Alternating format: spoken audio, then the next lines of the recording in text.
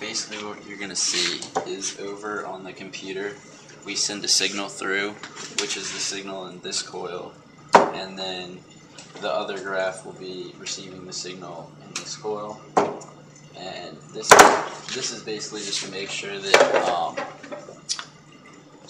that signal, the right thing is coming out of the computer.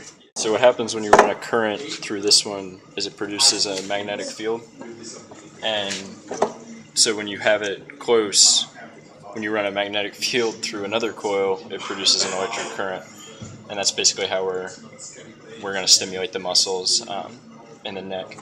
And so channel 3 is showing the current that's being produced in the other coil, and as you can see, like when you move it apart and stuff, it gets smaller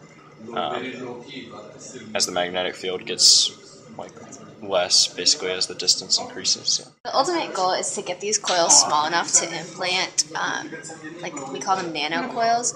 So what we would do is the current is actually going through this coil. So this would be an external device, kind of like a collar that's removable.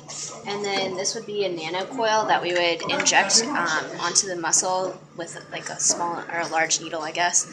And so we would run the current through here. It would be transferred through the neck muscles and reach this coil, which would then stimulate the muscle. Like the next phase of this project was to get a piece of steak or some sort of something where we can test the effect of not just like different waves, but